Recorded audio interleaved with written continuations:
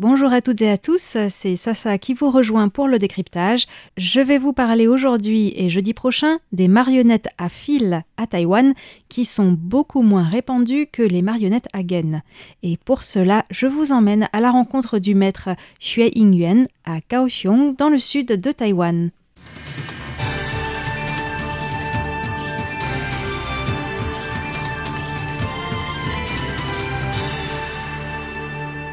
Monsieur Xue est la troisième génération de marionnettistes du théâtre Tin Fei Feng, créé par son grand-père et transmis de père en fils. Je l'ai rencontré il y a quelques mois alors qu'il donnait un cours de marionnettes à des écoliers. Il accorde une grande importance à la transmission, c'est ce dont nous allons parler dans le second épisode, mais avant cela, il nous présente tout d'abord les spécificités des marionnettes à fil telles qu'elles sont pratiquées à Taïwan. Le Kwei Lei Xi, théâtre de marionnettes à fil, est aussi appelé Jia Li Xi ou en taïwanais Ga Lei Hi. On les appelle ainsi parce que les marionnettes à fil ont plus de 2000 ans d'histoire. Au départ, elles étaient jouées en spectacle dans les palais liés à l'empereur ou au mandarin.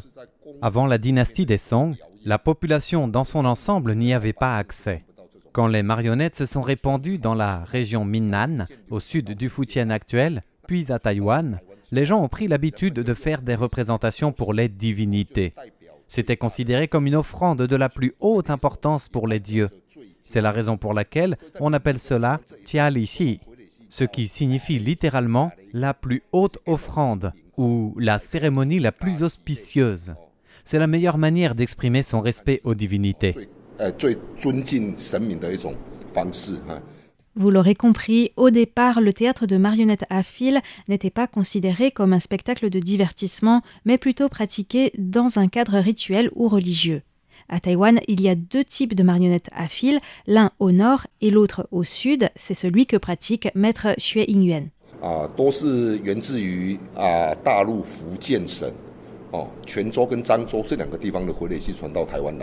Ces deux styles trouvent leurs racines respectivement dans la ville de Changzhou et dans celle de Quanzhou, deux villes de la province chinoise du Fujian de culture Minnan. Dans le nord, les marionnettes à fil se sont surtout développées au départ dans la région de Yilan, où il y avait autrefois 3 grandes troupes de marionnettes à fil. Elles étaient spécialisées dans les rituels d'exorcisme de la religion populaire, par exemple le rituel Tiao Chong Kue Kai Miao Men, pour exorciser les mauvais esprits. Dans le sud de Taïwan, les troupes de marionnettistes à fil se trouvent surtout dans la région de Kaohsiung. Il y a 30 ans, il y avait encore 5 troupes dans ce comté.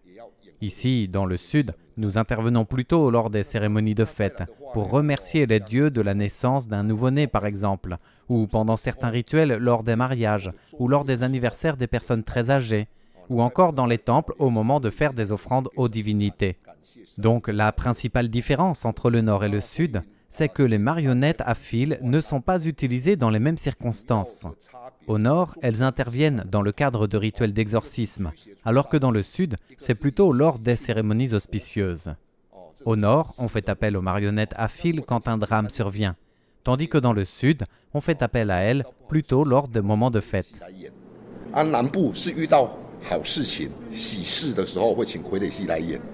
Au nord et au sud de Taïwan, les marionnettes à fil n'interviennent donc pas dans les mêmes circonstances. Mais il y a aussi d'autres différences.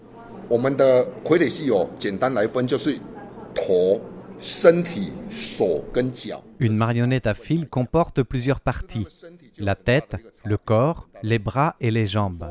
Dans le sud, le corps est fabriqué à partir de lanières de bambou qui sont tressées, et il y a la partie supérieure et inférieure.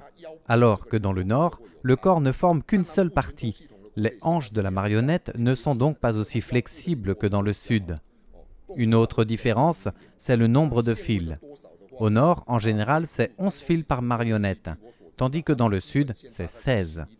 Mais dans certains cas, cela peut aller jusqu'à une trentaine ou même une cinquantaine de fils par marionnette.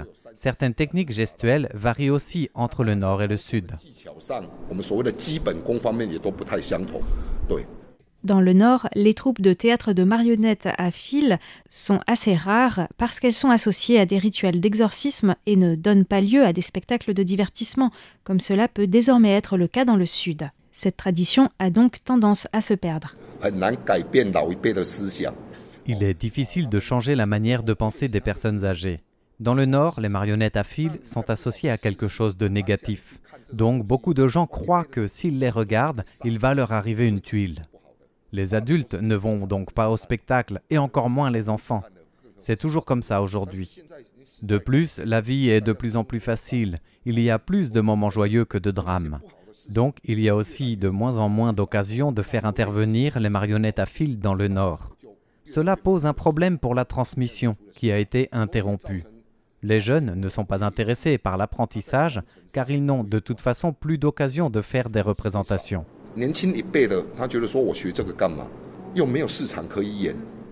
Dans le nord de Taïwan, il faut mentionner le maître Lin Jinlian, 88 ans, qui est un spécialiste des cérémonies d'exorcisme Tiao Zhongquei, un rituel pratiqué par exemple lors de la fin du mois des fantômes pour les faire retourner dans le monde des ténèbres.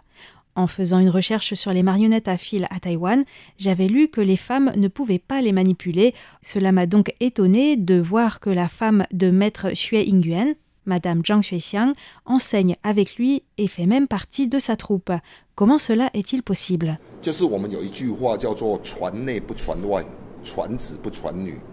Il y a un dicton qui disait autrefois « Chuan nei bu chuan wai, chuan nan bu chuan nu ». La transmission doit se faire au sein de la famille et de père en fils, pas vers l'extérieur ou vers les filles. Pourquoi ? Eh bien, parce que les femmes, après le mariage, partaient dans une autre famille et elles auraient emporté avec elles tous ces savoirs. La deuxième raison, c'est que dans ces cérémonies adressées aux divinités, les femmes sont considérées comme impures en raison de leurs règles. Dans le sud, les pratiques ont évolué. Autrefois, il y avait un seul marionnettiste accompagné de quelques musiciens. Donc le savoir-faire était naturellement transmis aux fils uniquement. Mais depuis que les spectacles sont également joués en dehors des temples, il faut davantage de marionnettistes. Et comme ce n'est pas pour les divinités, les femmes peuvent y participer. Si je joue dans un temple, je joue seul. Mais à l'extérieur, ma femme joue avec moi et elle m'aide à enseigner aux enfants. Étant donné que les troupes de marionnettes à fil ne sont pas nombreuses à Taïwan, j'ai demandé à Xue Yingyuan comment il s'en procurait, s'il y avait encore des artisans qui en fabriquaient à Taïwan. Il m'a répondu qu'il avait encore les marionnettes à fil de son grand-père, qui sont très précieuses, mais que pour les nouveaux spectacles, il y a de nouveaux rôles, donc il faut bien sûr de nouvelles marionnettes. Et à Taïwan, s'il reste des artisans qui fabriquent des marionnettes à gaine, il n'en reste plus qui fabriquent des marionnettes à fil. Monsieur Xue doit donc aller à Quanzhou, dans la province chinoise du Fujian, pour s'en procurer. Les voyages et la fabrication de nouvelles marionnettes nécessitent d'ailleurs un budget important, précise-t-il. Pour terminer ce décryptage, j'ai demandé à Xie Yingyuan s'il avait des échanges avec des marionnettistes à fil d'autres pays. Avant le Covid, on a été souvent invité dans des festivals à l'étranger. Nous avons voyagé dans une dizaine de pays.